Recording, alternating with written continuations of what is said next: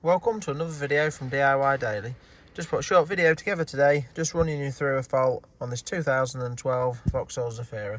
Now the issue we've got with this one is the service vehicle soon lights on the dash. I'll just show you the lights before we get into the video. This one's a 1.8 petrol. I've already done a video on the Zafira with the service vehicle soon on, which was relating to the glow plugs.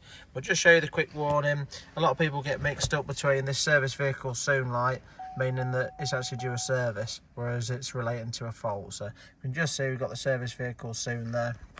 And that's the main issue we're looking into. If we just pop the ignition on, this one is flagging up the proper service light, which is just the oil change light. So just let this message go. And you can just see change oils, change engine oil soon. So that's actually the service light. The service vehicle soon is relating to a fault. So I'm just going to plug the top-down scanner on it, do a full code scan, show you the fault codes that we've got in there, and then run you through how to fix it. It's just that the service vehicle soon actually relates to a fault with the actual vehicle, that's all.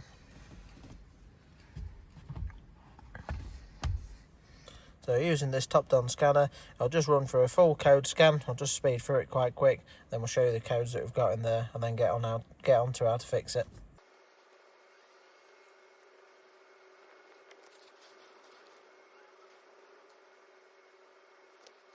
Right, so after doing a full out scan, you can see there's quite a few that are flagged up red.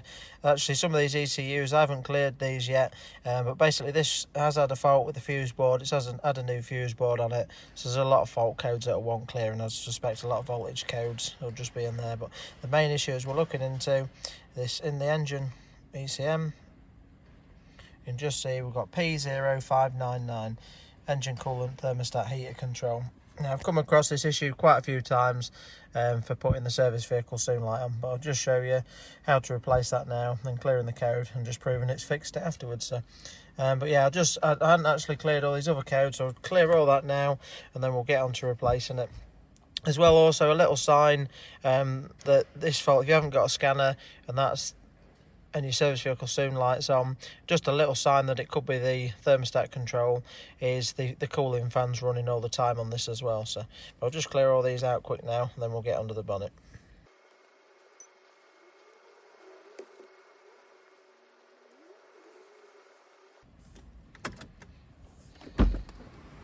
Right, so just coming under the bonnet, the actual part we're looking to replace is just coming down here. You can see with this big water hose at the front here, we're going to need to undo that. It's basically this electronic thermostat housing there. So just the housing, it's held down by 4 bolts, and we've just got a simple connector on the top there. Now just before we replace it, I'll just show you, I've got the new one, and if you check the links in the description below, I'll put links to a new one and where you can get them from as well. But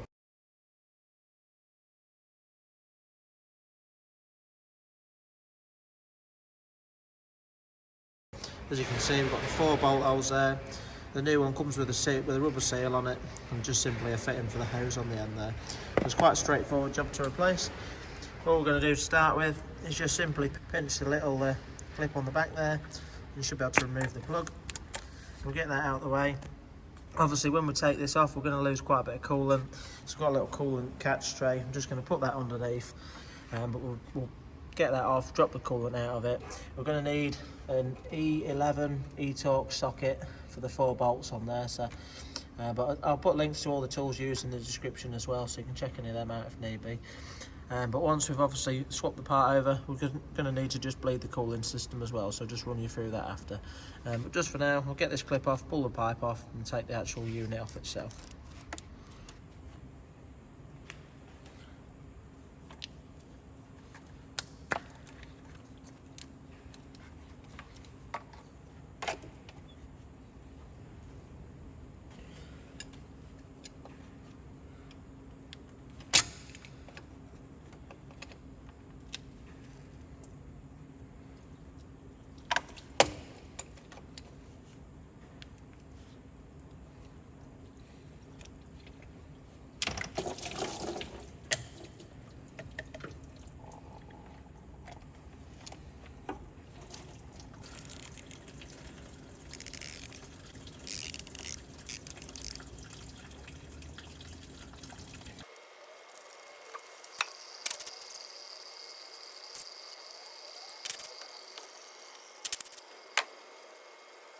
Right, so that's the old housing off.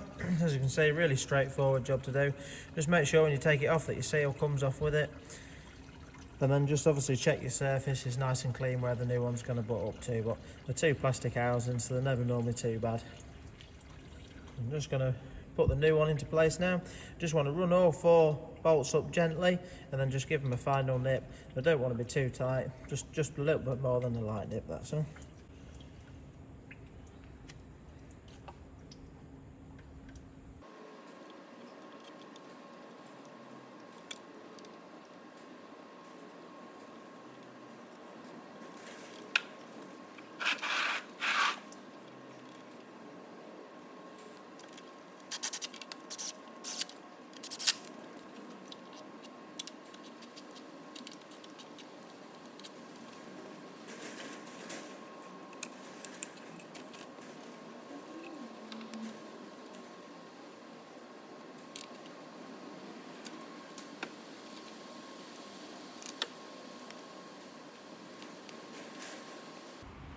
Right, so that's the new valve all fitted now. As you can see, really straightforward job. I've just replaced the clip for a Jubilee clip. It's just a little bit easier to work with in the future. Spring clips are always a little bit fiddly to use. So, don't have to, but I did just disconnect the lambda sensor wire as well. Just allowed me to just split the wiring loom just to give a nice bit of room around it, that's all. But at this stage now, all we need to do is just get some coolant in it and bleed the cooling system up. The header tank is at the back just under there. So just going to take the cap off of that. Just keep it topped up with antifreeze. We're basically just going to fill it up. Obviously it has got a max marker on the tank, we'll find that in a minute. But to bleed the system on these, I can't find a bleed screw. If I do find one afterwards, I'll put it in the link in the description below, just right where it is. But if they haven't got a bleed screw, the way to bleed them up is basically fill the header tank up. I'm just going to strike the engine up and leave it running for a good 5 minutes with the cap off. I'm also going to put the temperature on high and put the blower inside on full blow.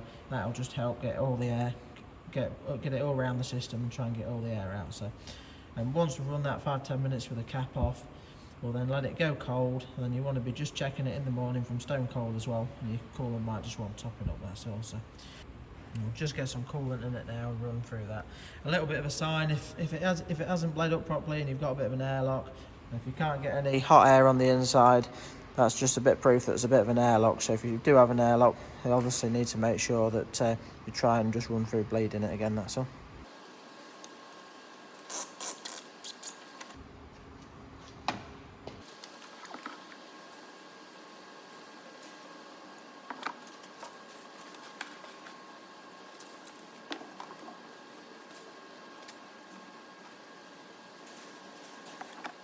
Right, so now that I've got some coolant in the bottle, I'm just going to skip through the bleeding step. Basically, as I said, I'm just going to leave it running for about 10 minutes with the cap off and make sure I've got the level set about where I want it. But I'll just skip through this step and I'll just get back just into the car just to show you that it's definitely fixed the fault. Before the fault would come up, you could clear it out, and within a few seconds of the engine running, the fault would come back in again and it'd ping the service vehicle soon light up. So we'll just run through on the scanner quick and just show you that it's definitely fixed it. Right, so the system's all fully bled up now. I've actually given it a little run as well. Hot air is coming through the blower nicely, so we know that there's no air left in there, and the level's just set nicely to the max line. After a road test, or just before the road test, I just cleared all the faults. Just ran through some of these others. As I said before, this one's had a fuse box issue, so there's a lot of voltage codes in there, but I've just cleared them as well now. The only 2 codes I'm left with is some issues with the wiper motors there, which is just going to want looking at. But all the other faults have stayed clear, and the main one was looking into the engine control module, the P0599 fault. It's all clear as well. As I said before, it was coming straight back into it and pinging the service vehicle soon light up. But if we just strike it up now, obviously we've got your engine oil service soon on there, so that's a separate reset. I have got a procedure showing you how to do that as well, but it's really straightforward. It's just done with I don't want to reset that one because this one hasn't had the oil done on it. You could just do that through the menu there. If we just get rid of that, you can see we've now got no service vehicle soon message pinging up. So Just thought I'd put the video together in case anyone was struggling with theirs, and it's just not very clear about the message. So a lot of people think it's to do with the servicing, and it's not. It's just relating to a fault. So it's not to say that it's always relating to this same fault, but this is one of the most common issues that I've seen come up with the petrols. So on the diesels, it's normally relating to the glow plugs. So, but yeah, hope you liked the video. If you did, give it a quick thumbs up and subscribe to the channel. Thanks for watching, and we'll see you next time.